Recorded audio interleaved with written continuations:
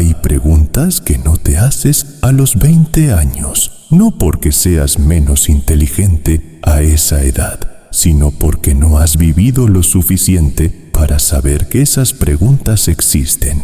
Te las haces después de haber enterrado a tus padres, después de haber visto caer a hombres que creías sólidos como rocas espirituales, después de haber cargado el peso de decisiones cuyos frutos no viste hasta décadas después. Y una de esas preguntas, quizás la más inquietante de todas, es esta: ¿por qué la palabra infierno ya no me mueve como antes? Si has vivido lo suficiente, si has estado en la iglesia durante décadas, has escuchado esa palabra 1000 veces, desde el púlpito, en los himnos antiguos que cantabas con tu abuela, en las advertencias de madres piadosas. Y si eres honesto conmigo ahora mismo, admitirás algo que rara vez se dice en voz alta. Esa palabra ya no te hace temblar, ya no te despierta en la madrugada, ya no te impulsa a las rodillas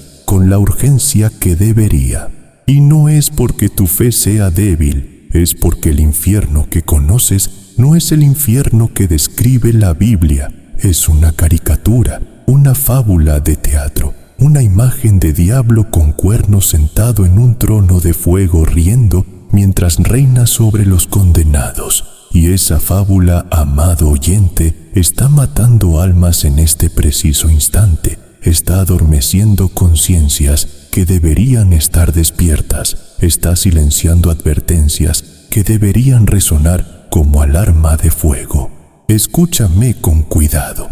No vine aquí a hacerte sentir cómodo. No vine a darte 10 minutos de inspiración motivacional para que continúes tu semana sintiéndote bien contigo mismo. Vine a que veas lo que la palabra de Dios realmente dice acerca del mundo invisible que yace debajo de nosotros, ese reino estructurado, específico y absolutamente aterrador que las Escrituras llaman el reino de las sombras. Porque si lo entiendes realmente, si comprendes la arquitectura de ese lugar con la claridad que la Biblia presenta, no dormirás esta noche sin correr a Cristo.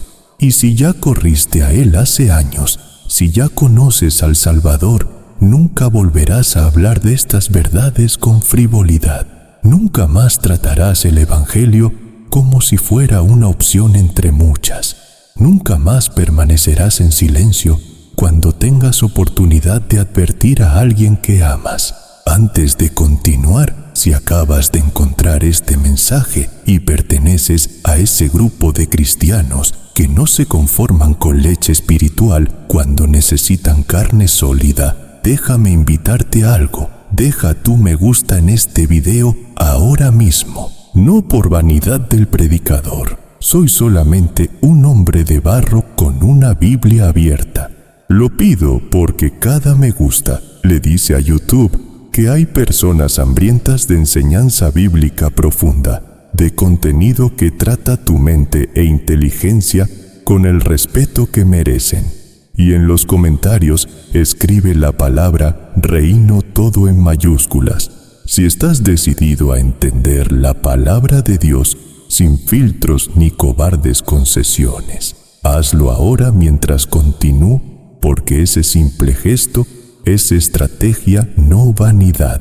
Es para que este mensaje llegue a más almas que como tú llevan preguntas serias demasiado tiempo. Ahora bien, permíteme establecer aquí algo que es absolutamente crucial para todo lo que viene después. Es una distinción que la mayoría de los cristianos nunca han comprendido correctamente, y esa falta de comprensión es la raíz de casi toda confusión sobre este tema.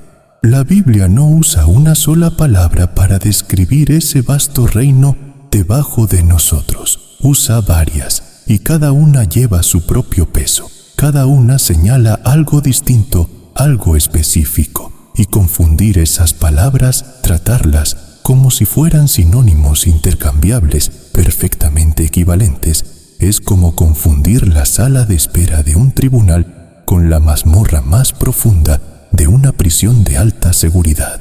Son lugares distintos, cumplen propósitos distintos, y el Dios que los creó no juzga con descuido, juzga con una precisión que debería hacernos temblar de reverencia.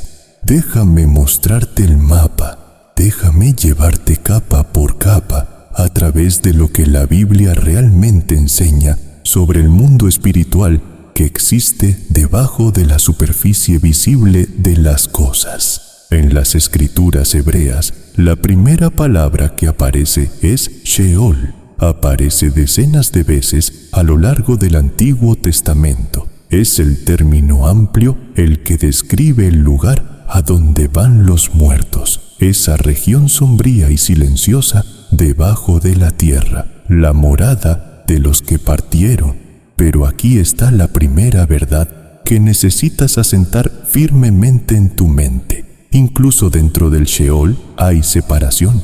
No todos están en el mismo lugar dentro de ese reino. Hay divisiones, hay compartimentos, hay una arquitectura interna que refleja la justicia perfecta de Dios. El mismo Señor Jesucristo lo dejó perfectamente claro en la historia del rico y Lázaro, en el 16º capítulo del Evangelio de Lucas. Ambos murieron, ambos fueron al mismo reino espiritual general, pero un abismo inconmensurable los separaba. Uno descansaba en el consuelo del seno de Abraham, el otro ardía en agonía y suplicaba una sola gota de agua para aliviar su lengua.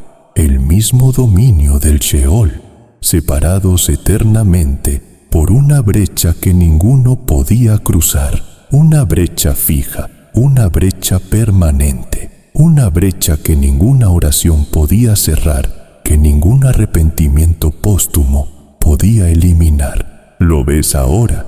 Incluso en ese lugar de espera general hay divisiones, y esas divisiones son reales, tan reales como el tren que cruza esta ciudad a medianoche, tan reales como el pan que tienes sobre tu mesa, más reales diría yo, porque las cosas materiales pasan y éstas permanecen para siempre. Pero el Nuevo Testamento introduce un lenguaje aún más preciso. El término griego Hades corresponde en términos amplios al Sheol hebreo. Es el lugar de los muertos, el reino inferior. Pero luego el apóstol Pedro, escribiendo bajo autoridad apostólica en su segunda carta, capítulo 2, versículo 4, desciende más profundo todavía. Usa la palabra tártaro, un término específico, extraordinario, un lugar más profundo que el Hades, una prisión espiritual sellada, reservada exclusivamente para ciertos ángeles caídos que cometieron actos tan catastróficos, tan devastadores en sus consecuencias, que su castigo comenzó mucho antes del juicio final. Y Judas, en el versículo 6 de su carta, lo confirma con palabras que me hacen detenerme cada vez que las leo. Estos seres están retenidos con cadenas eternas bajo oscuridad, aguardando el gran día del juicio. Cadenas eternas bajo oscuridad. Medita en eso por un momento. Seres más antiguos que la historia humana, más poderosos que cualquier rey que haya gobernado sobre la tierra, más inteligentes que el filósofo más brillante que jamás haya vivido, encadenados, sellados, aguardando, no gobernando, no reinando, no sentados en tronos de fuego como reyes del mal, prisioneros, esperando su sentencia final. Pero quédate conmigo ahora, porque lo que viene puede perturbarte, y debe perturbarte. Luego está la Gehenna. Esta es la palabra que el Señor Jesucristo usó con más frecuencia cuando advertía a los hombres sobre el infierno. La tomó prestada de un lugar real, el valle de Hinnom al sur de Jerusalén, un lugar donde los fuegos ardían constantemente, donde los gusanos nunca morían porque siempre había materia en descomposición que los alimentaba. Cristo usó esa imagen con toda deliberación. no porque quisiera ser dramático, no porque estuviera exagerando para causar impacto, sino porque quería que los hombres sintieran el peso de lo que estaba diciendo. La Gehenna no es una celda de espera temporal, no es un purgatorio donde pagas tus deudas y luego sales. Apunta hacia el destino final e irreversible de la condenación. En el 9º capítulo de Marcos, versículo 43, el Señor la describe como un fuego que nunca se apaga, donde el gusano no muere. Donde el gusano no muere. Medita en eso. No es poesía, no es hipérbole victoriana de un predicador de carpa tratando de asustar a la gente para que venga al altar. Son las palabras textuales del Hijo de Dios, del que tiene toda autoridad en el cielo y en la tierra, del que no puede mentir, del que ve todo con perfecta claridad y dice solo lo que es absolutamente verdadero. Y en el borde más lejano de toda la revelación bíblica sobre el juicio, el punto más extremo, el destino final de todo lo que Dios condena, está el lago de fuego, un lugar tan definitivo, tan final, que incluso el infierno mismo será lanzado en él. El 20º capítulo del Apocalipsis, versículo 14, lo llama la segunda muerte. Entonces, mira el mapa completo con todos sus niveles: Sheol, Hades, Tártaro, Gehenna, el lago de fuego. No son el mismo lugar, son cámaras distintas dentro de un vasto sistema estructurado de justicia divina, y esa estructura misma nos dice algo profundo, algo que debería cambiar la forma en que piensas sobre Dios. Él no juzga con descuido, no lanza a todos al mismo pozo sin distinción, juzga con una precisión que nos llena de reverencia, una precisión que refleja su naturaleza, una precisión que es inseparable de su carácter santo. Ahora bien, esto nos lleva directamente al corazón de algo que mencioné al principio, esa sensación que quizás has tenido durante años de que la palabra infierno ha perdido su poder sobre ti. Y déjame decirte por qué sucedió, porque la imagen que te vendieron no coincide con la realidad bíblica. Te dijeron que Satanás reina en el infierno, que es el señor de ese dominio oscuro, que está sentado en un trono rodeado de demonios que ejecutan su voluntad. Y hermano o hermana, eso es una mentira, no cualquier mentira. Es la clase de mentira que ciega a los hombres ante una verdad infinitamente más aterradora y profundamente más bíblica. Porque las antiguas escrituras no describen el infierno como el reino de Satanás. Lo describen como su celda de prisión, y él ya lo sabe, lo ha sabido desde el principio. Cada momento de su rebelión ha sido bajo la sombra de su condenación final. El 20º capítulo de Apocalipsis, versículos 9 y 10, lo dice con una claridad que no deja espacio para imaginación. El diablo que los engañaba fue lanzado al lago de fuego y azufre, donde también están la bestia y el falso profeta, y serán atormentados día y noche por los siglos de los siglos. Serán atormentados, no atormentarán a otros, serán atormentados. Satanás no es el carcelero del infierno, es el prisionero principal, no es el rey, es el rebelde derrotado esperando su ejecución final. Y esa distinción lo cambia todo. Porque si entiendes que el diablo mismo será juzgado, que el diablo mismo será condenado, que el diablo mismo será atormentado eternamente, sin poder ni dominio ni reino, entonces entiendes algo crucial sobre la naturaleza del juicio de Dios. No hay excepciones para los poderosos, no hay tratos especiales para los antiguos, no hay escape para nadie que se haya rebelado contra el Creador. Y si Satanás, un ser que una vez estuvo en la presencia directa de Dios, un ser que conocía la gloria divina de primera mano, no escapará del juicio. ¿Qué te hace pensar que tú escaparás si mueres en tu rebelión? Permíteme darte una imagen que te ayudará a comprender esta distinción. Piensa en un prisionero condenado a muerte que espera en el corredor de la muerte. Durante sus últimos días, incluso sus últimas horas, tiene cierta libertad limitada dentro de su celda. Puede moverse unos pocos metros, puede hablar con los guardias, puede escribir cartas, puede recibir visitas bajo supervisión estricta. Pero esa libertad limitada no significa que sea libre, no significa que haya escapado de la sentencia. Significa simplemente que la ejecución aún no ha llegado, pero llegará con certeza absoluta en el momento señalado, y nada de lo que haga en ese corredor de la muerte cambiará el veredicto final. Así es Satanás en este mundo presente. Tiene libertad limitada, puede tentar, puede engañar, puede rugir como león buscando a quien devorar, pero está encadenado por el decreto soberano de Dios. Está operando dentro de límites que no puede cruzar, y su ejecución ya fue programada, el día ya fue establecido, la sentencia ya fue pronunciada, solo espera su cumplimiento. Y lo mismo es verdad para todo ser humano que muere sin Cristo. El juicio ya fue pronunciado, la ira de Dios ya está sobre él, como dice el 3 capítulo del Evangelio de Juan.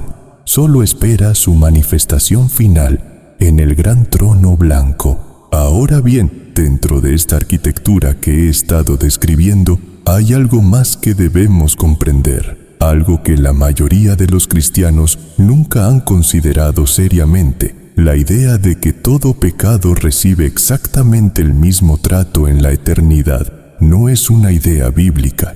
El 2 capítulo de Romanos es claro. En el día de la ira de Dios, Él rendirá a cada persona según sus obras. No una sentencia general idéntica para todos, una sentencia específica, individual, perfectamente calibrada. El Señor mismo lo dijo sin rodeos en el 11 capítulo de Mateo. En el día del juicio le será más tolerable a Sodoma que a Cafarnaúm y Betsaida. ¿Por qué? Porque esas ciudades vieron sus milagros, oyeron su enseñanza y los rechazaron.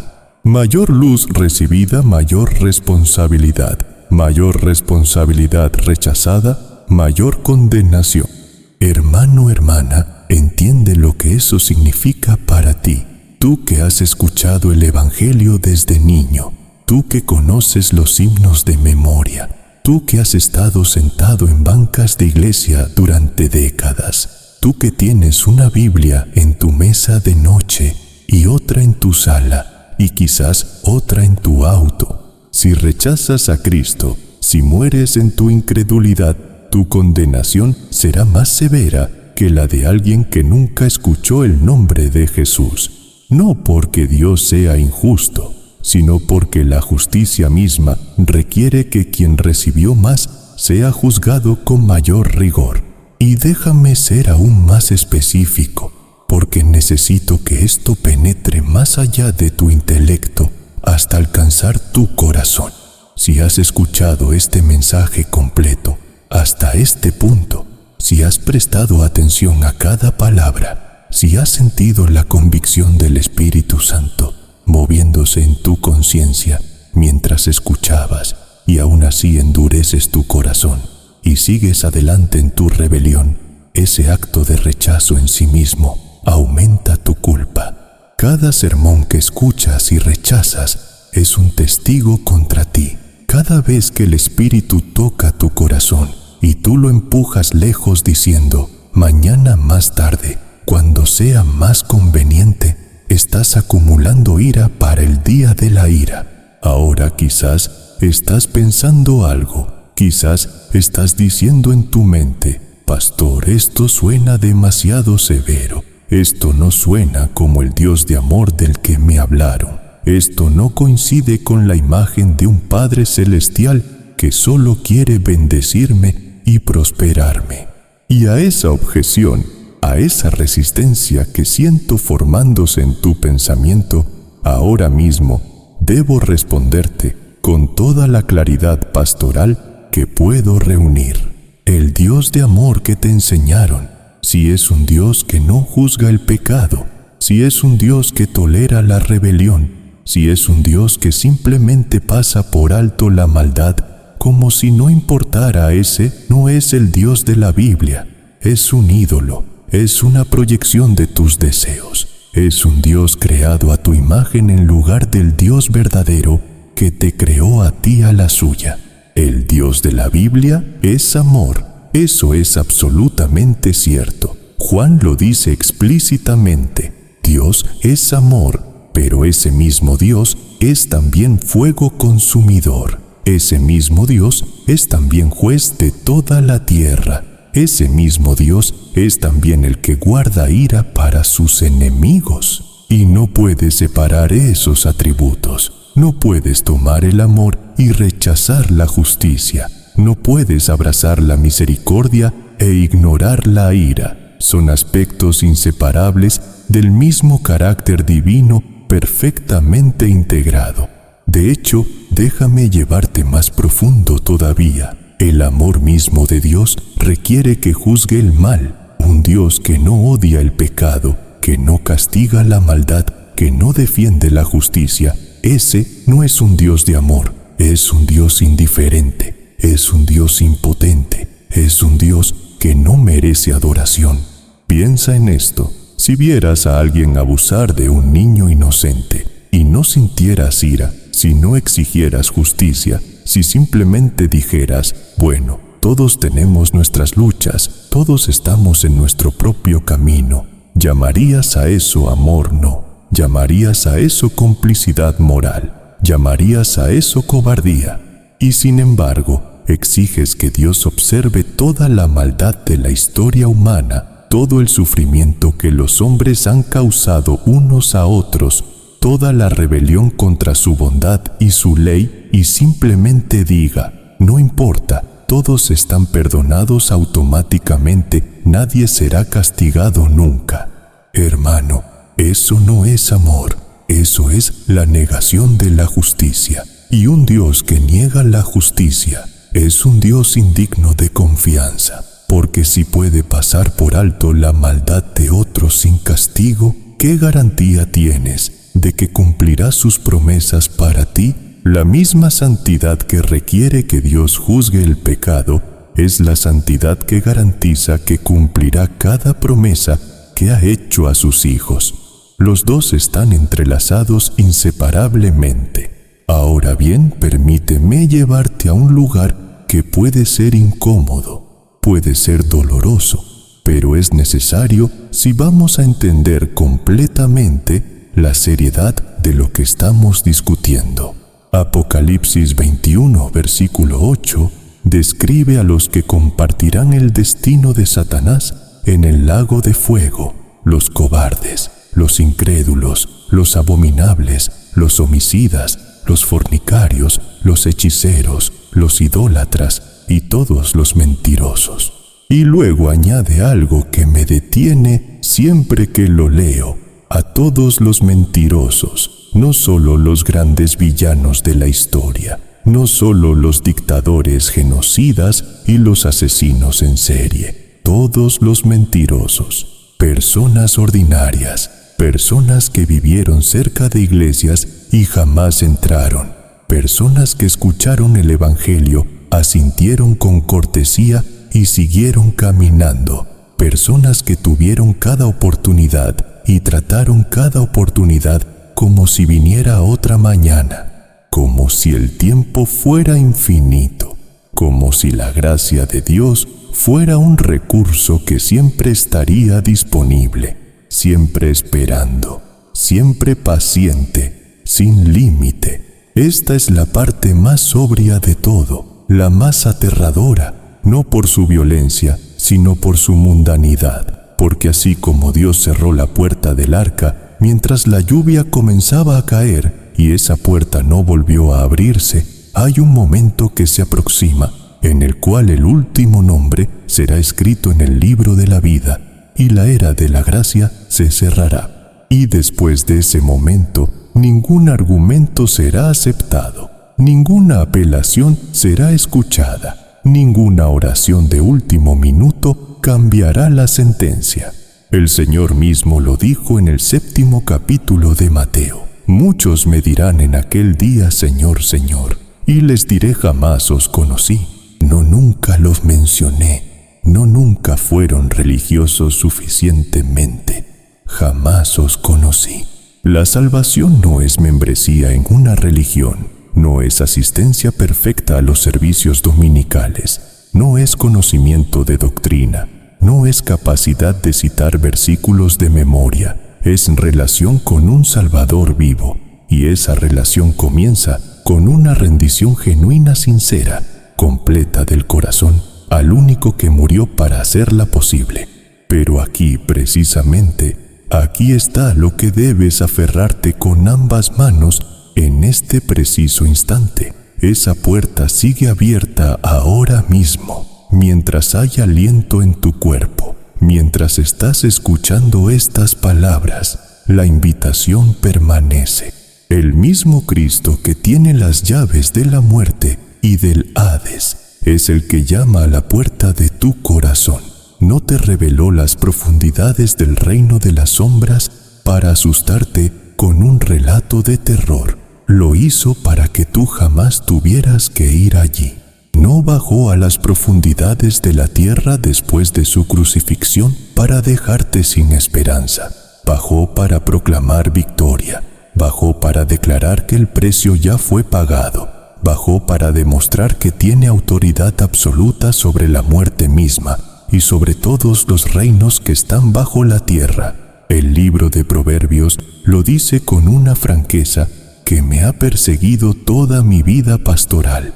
El Seol y el Abadón nunca se sacian. El apetito del mundo inferior es interminable. Siempre hay espacio para más. Siempre está abierto para recibir a los que mueren en su rebelión. Pero la misericordia de Dios es mayor, y la sangre de Jesucristo derramada en esa colina fuera de Jerusalén cubre todo pecado, todo fracaso, todo capítulo oscuro de toda vida que sea traída a Él con honestidad y fe. Dios reveló el reino de las sombras no para dejarte temblando en la oscuridad, lo reveló para señalarte hacia la luz. Las mismas escrituras que describen el Tártaro y el abismo también describen la nueva Jerusalén que desciende en gloria, un mundo sin más muerte, sin más lágrimas, sin más noche, porque el Cordero es su luz para siempre. Amado hermano, amada hermana, hemos caminado juntos a través de verdades que la mayoría de los cristianos modernos evitan cuidadosamente. Hemos mirado directamente a realidades que muchos predicadores prefieren suavizar o ignorar completamente. Pero ahora llega el momento en que debo hacerte una pregunta que nadie puede responder por ti. Una pregunta que expone el estado real de tu corazón delante de Dios. Después de todos estos años caminando cerca de la iglesia, después de todas las veces que has escuchado el Evangelio, permíteme preguntarte algo que requiere una honestidad brutal. ¿Alguna vez has venido realmente a Cristo? No me refiero a si conoces las palabras, no me refiero a si sabes el lenguaje, me refiero a si tu alma alguna vez se rindió completamente a Él como Señor. Porque es posible estar en la iglesia toda tu vida y nunca haber conocido a Cristo. Es posible cantar los himnos, conocer las doctrinas, servir en los comités y aún así estar viviendo en rebelión fundamental contra Dios. Déjame ser más específico, porque es fácil responder, sí, claro, demasiado rápido, sin examinarte realmente. Vives como si Dios fuera tu consultor celestial, alguien a quien consultas para tus planes, pero no el Señor absoluto que define tus planes. Sigues negociando con Dios, en lugar de rendirte completamente a Él. Le dices, Señor, estoy dispuesto a servirte en esto, pero no en aquello. Le dices, Señor, puedes tener esta área de mi vida, pero esta otra es mía. Y aquí está la pregunta más difícil de todas. ¿Te has dado cuenta de que el orgullo que condenabas en otros cuando tenías 30 años ha sido tu pecado secreto durante décadas, que solo cambió de forma, se volvió más respetable, se disfrazó de madurez o experiencia de vida o discernimiento, pero sigue siendo orgullo? El orgullo es persistente, hermano. No lo conquistas una vez y desaparece para siempre. Regresa, muta, se adapta. A los 20 tu orgullo se veía como ambición desenfrenada. A los 50 se ve como autosuficiencia respetable. A los 70 se ve como sabiduría que ya no necesita corrección. Y ese orgullo, esa autosuficiencia que se niega a inclinarse completamente ante Cristo, es precisamente lo que te mantendrá fuera del reino de Dios. No tus pecados exteriores, no tus fracasos morales visibles, tu orgullo, tu negativa a reconocer que estás completamente perdido sin un Salvador. Pero ahora, precisamente, ahora necesito que escuches el Evangelio como si nunca lo hubieras escuchado antes, porque es posible conocer las palabras y perderse la realidad. Dios te creó para su gloria, no como un accidente cósmico, no como el producto de procesos naturales sin propósito. Te creó deliberadamente, intencionalmente, para reflejar su gloria. Ese era tu propósito desde el principio. Pero tú, como toda criatura humana, desde Adán, te rebelaste contra ese propósito. Pusiste tu gloria en el centro donde solo la gloria de Dios debe estar. Y esa rebelión merece muerte, separación eterna de Dios. No porque Dios sea mezquino o vengativo, sino porque la rebelión contra un Dios infinito merece consecuencia infinita. La ley de Dios requiere perfección absoluta. Un solo pecado, una sola falla, una sola desviación de su estándar perfecto y estás condenado. Y tú no tienes un solo pecado, tienes miles. Tienes millones y contamos cada pensamiento, cada palabra, cada motivación corrupta. Y no puedes pagar esa deuda. No con buenas obras, no con esfuerzo religioso, no con décadas de asistencia a la iglesia. La deuda es infinita y tus recursos son finitos. Es imposible. Pero Dios, siendo rico en misericordia, por su gran amor con que nos amó, proveyó lo que nosotros no podíamos proveer. Envió a su Hijo, el eterno Hijo de Dios, tomó carne humana, vivió la vida perfecta que tú no viviste, obedeció la ley que tú quebrantaste, y luego fue a una cruz. Y en esa cruz, en esas 6 horas de oscuridad, cargó sobre sí mismo el peso completo de la ira de Dios contra el pecado. Todo el juicio que tú merecías cayó sobre él. Toda la condenación que debería haberte aplastado a ti, lo aplastó a él. Y cuando gritó, consumado es, y entregó su espíritu, el precio fue pagado completamente. La deuda fue cancelada. La justicia fue satisfecha.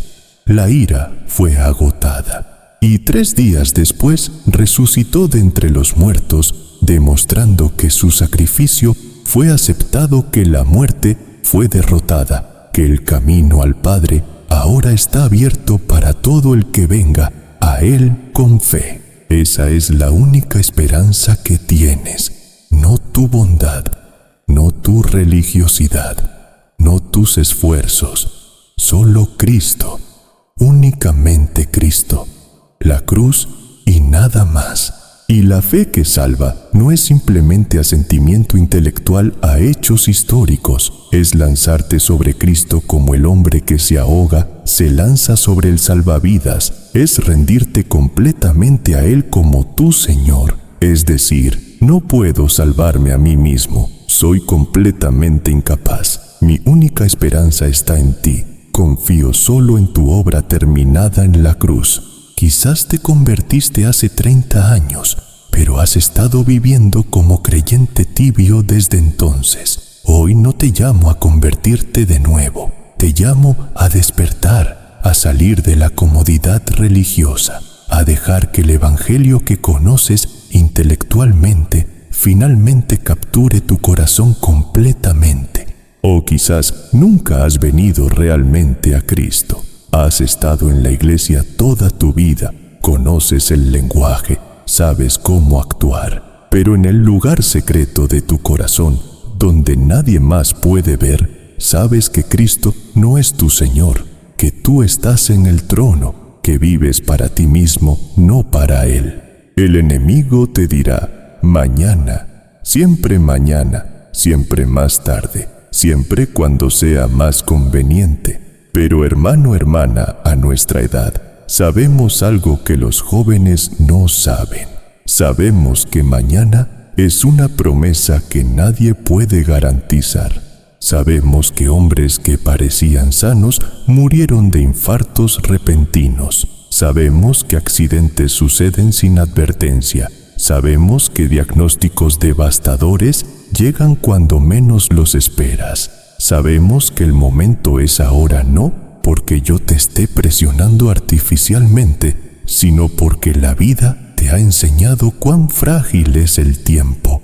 No te pido que levantes la mano. No te pido que repitas una oración mágica detrás de mí como si las palabras correctas pudieran salvarte. Te pido algo más profundo y más simple a la vez. Te pido que mires a Cristo, que contemples lo que hizo por pecadores miserables e indignos en esa cruz, y al mirarlo, al contemplar su amor derramado hasta la última gota, examina si ese mirar es solo información para tu mente o movimiento de tu alma, porque nadie viene al Hijo si el Padre no lo atrae por su Espíritu Santo. Y si sientes atracción ahora, si sientes peso sobre tu conciencia, si sientes convicción en tu corazón, eso no es obra tuya, es la mano del Padre que te está trayendo. No la resistas, no la postergues. Lánzate sobre Jesucristo tal como estás, con todos tus pecados y toda tu miseria,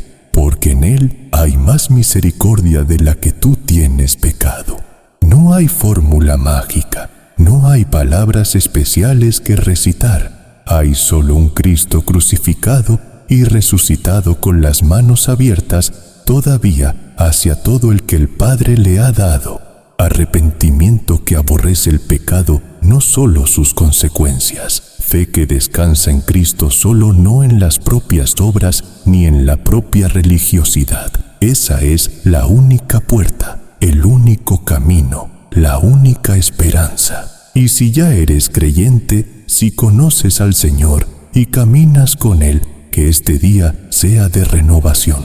Que el peso de estas realidades te impulse a vivir con mayor urgencia, a hablar con mayor valentía, a amar con mayor ternura a las almas que te rodean, muchas de las cuales se encaminan hacia ese destino sin saberlo. No estás escuchando esto por accidente, no en ecos de la Reforma, no en este momento, no con esta enseñanza. El Espíritu de Dios no malgasta momentos. Si algo en este mensaje ha movido algo dentro de ti, si el peso de la eternidad ha aterrizado sobre tu corazón de una manera nueva, no lo empujes lejos. No te digas a ti mismo que lo resolverás después. El reloj profético no hace pausa para conveniencia, y esa convicción que sientes ahora mismo no es tuya, es la obra del Espíritu Santo sobre tu conciencia. Él es quien mueve, Él es quien llama, no yo. Ahora, antes de cerrar, necesito pedirte algo. Si este mensaje te ha impactado, hoy te pido 3 cosas, no por vanidad del predicador, sino porque hay alguien en tu vida que necesita escuchar exactamente lo que tú acabas de escuchar. Primero, deja tu me gusta si aún no lo has hecho. Esto le dice a YouTube ¿qué contenido teológico profundo todavía importa en 2026? Segundo, suscríbete a Ecos de la Reforma y activa la campanita. Cada semana publicamos enseñanza que trata tu mente e inteligencia con el respeto que Dios te dio al crearte a su imagen. Y tercero, comparte este video con esa persona que conoces, que está luchando con preguntas sobre la eternidad, sobre el juicio, sobre lo que viene después de esta vida. Puede ser el mensaje que Dios use para romper décadas de autoengaño. Inclinemos el corazón. Señor del cielo y de la tierra, Dios soberano que gobiernas sobre lo visible y lo invisible, sobre las alturas y las profundidades, vengo ante ti ahora con el peso de todas las almas que han escuchado estas palabras. Tú conoces cada corazón, conoces quién ha escuchado con genuino temor y quién ha escuchado con cortesía religiosa. Conoces quién lleva en el pecho una convicción que no sabe cómo resolver. Conoces quién ha pospuesto esta decisión una vez demasiadas. Si hay alguien escuchando que todavía no ha huido a Cristo, alguien que siente sobre el pecho el peso de lo que ha escuchado hoy, ese peso que no se fabricó a sí mismo, sepa que ese peso es la mano del Padre que atrae. Porque nadie viene al Hijo si el Padre no lo atrae por su Espíritu Santo. Todo aquel que viene, viene porque Dios ya obró primero en él. No viene por su propia fuerza ni por su propia decisión autónoma. Viene arrastrado por una gracia que lo precede, que lo rodea, que lo conquista. Que nadie que haya escuchado estas palabras diga el día final que no tuvo oportunidad. La tuvo, la tiene ahora. Señor, que Ecos de la Reforma sea siempre un instrumento en tus manos para iluminar lo que está en oscuridad, para proclamar lo que muchos prefieren callar y para señalar a cada alma hacia el único nombre debajo del cielo, dado a los hombres, en el que podemos ser salvos, el nombre de Jesucristo, Señor de todo. En el nombre del Señor, amén. Dios sigue en su trono. El rebelde ya perdió. Descansa en eso.